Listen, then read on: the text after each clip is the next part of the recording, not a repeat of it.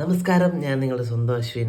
ഞാനിന്ന് നിങ്ങൾക്ക് മുമ്പിൽ വന്നിരിക്കുന്നത് ബ്രഹ്മയുഗത്തിൻ്റെ റിവ്യൂ പറയാനായിട്ടാണ്. ഇന്നലെ നൈറ്റ് ഷോ കഴിഞ്ഞ് ഇന്ന് വന്നപ്പോഴേക്കും നല്ല ഉറക്ക ക്ഷീണമുണ്ട്. എന്നിട്ട് രാവിലെ കുളിച്ചൊരുങ്ങി രാവിലെ ഓഫീസിൽ പോകാനായിട്ട് നിൽക്കുമ്പോഴാണ് ഞാൻ നിങ്ങൾക്ക് റിവ്യൂ പറയാമെന്ന് വിചാരിച്ചത്. ഇനി റിവ്യൂ പറഞ്ഞ് നിങ്ങൾ ഉടനെ തന്നെ ഈ പടം പോയി കാണണം. കാരണം വേറൊന്നും കൊണ്ടല്ല, മസ്റ്റായിട്ട് തിയേറ്ററിൽ പോയി തന്നെ എക്സ്പീരിയൻസ് ചെയ്യാൻ പറ്റിയ ഒരു പടം തന്നെയാണ് ബ്രഹ്മയുഗം. അതായത് വേറൊന്നും കൊണ്ടല്ല, മമ്മൂട്ടിയുടെ ഇമ്മാതിരി രാക്ഷസനെ പോലുള്ള ഒരു അഭിനയം വേറൊരു പടത്തിലും ഉണ്ടായിട്ടില്ല.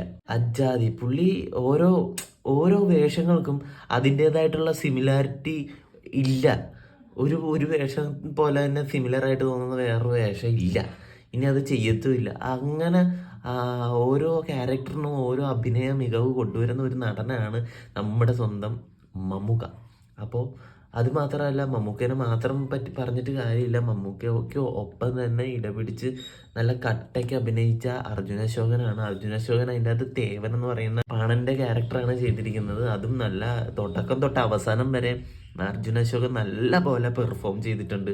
ഭയങ്കരമായിട്ട് പെർഫോം ചെയ്തിട്ടുണ്ട്. പെർഫോമൻസ് എന്ന് പറഞ്ഞു കഴിഞ്ഞാൽ ഒരു പാവമായിട്ട് നിന്നിട്ട് അവൻ്റെ നിസ്സഹായ അവസ്ഥയും കാര്യങ്ങളൊക്കെ ഉൾക്കൊണ്ടിട്ടുള്ളൊരു ഒരു കാര്യത്തിൽ പെട്ടുപോയുള്ളൊരു അഭിനയം ഉണ്ടല്ലോ, അടിപൊളി. പിന്നെ സിദ്ധാർത്ഥ് ഭരതൻ, ആളും നല്ല പോലെ അഭിനയിച്ചിട്ടുണ്ട്. ആ ഒരു ലെവൽ എപ്പോഴും ആളിങ്ങനെ മുറുക്കിച്ചിങ്ങനെ നടക്കത്തുള്ളൂ. പക്ഷേ നൈസാണ്, അടിപൊളിയാണ്, നല്ല രീതിയിൽ അഭിനയിച്ചിട്ടുണ്ട്. പിന്നെ ഒരു യക്ഷിയുടെ ഒരു ക്യാരക്ടറുണ്ട്. പിന്നെ നമ്മുടെ മണികണ്ഠൻ. ഈ 4 ക്യാരക്ടറേ ഉള്ളൂ പടത്തിൽ. അതിലേറ്റവും തകർത്തിരിക്കുന്നത് നമ്മുടെ മമ്മൂക്ക.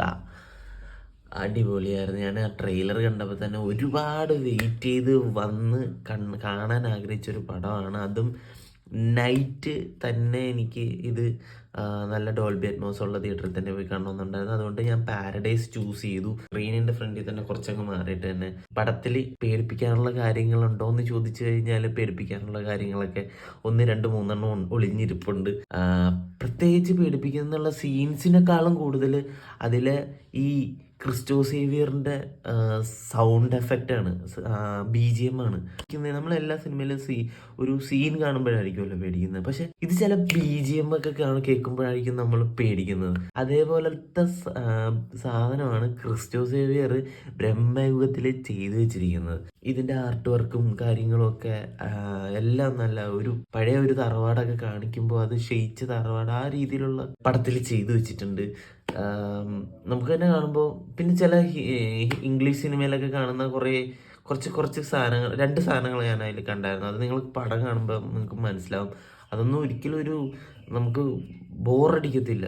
കാരണം ഇതെന്താണ് ഇങ്ങനെയൊന്നും നമുക്ക് ചോദിക്കാൻ തോന്നത്തില്ല. പക്ഷെ നല്ല ഒരു ഇത് തന്നെയായിരുന്നു, നല്ലൊരു മേക്കിംഗ് ആണ്.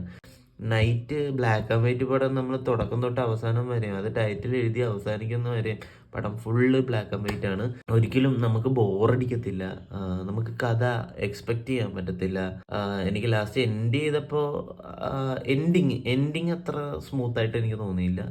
വേറെ പടം ഓവറാൾ അടിപൊളിയാണ്. നമ്മൾ എന്തായാലും തിയേറ്ററിൽ പോയി തന്നെ ഒരു മലയാളം പടം ഇത്ര നല്ല BGMോടുകൂടി ഇത്ര നല്ല സൗണ്ട് എഫക്റ്റോടുകൂടി ഒരു ഡോൾബി അറ്റ്മോസ് തിയേറ്ററിൽ ഒരു മലയാളം പടം എക്സ്പീരിയൻസ് ചെയ്യുന്നത്, അതും ബ്ലാക്ക് ആൻഡ് വൈറ്റിൽ, എൻ്റെ ജീവിതത്തിൽ ഇത് ആദ്യമായിട്ടാണ്. നിങ്ങളുടെ ജീവിതത്തിലും ഇത് ആദ്യമായിട്ട് ആക്കണ്ടേ? അങ്ങനെയാണെങ്കിൽ നിങ്ങൾ തീർച്ചയായിട്ടും പോയിട്ട് ഇതിന് ടിക്കറ്റ് എടുക്കാം. അല്ലാത്തവർ മൊബൈലിൽ വരുമ്പോഴോ ഇത് ഗ്രാമിലൊക്കെ വരുമ്പോഴോ ഡൗൺലോഡ് ചെയ്തിട്ട് കാണേണ്ടവരാണെങ്കിൽ അങ്ങനെയും കാണാം. കാരണം ഇത് തിയേറ്ററിൽ തന്നെ പോയി എക്സ്പീരിയൻസ് ചെയ്യേണ്ട ഒരു പടം തന്നെയാണ് ബ്രഹ്മയുഗം. പ്രത്യേകിച്ച് മമ്മൂക്കൻ്റെ അഭിനയം. മമ്മൂട്ടി എന്താണ് വീണ്ടും വീണ്ടും അദ്ദേഹം തെളിയിച്ചുകൊണ്ടിരിക്കുകയാണ് ഇങ്ങനെ വേറെ ലെവലാണെന്ന്.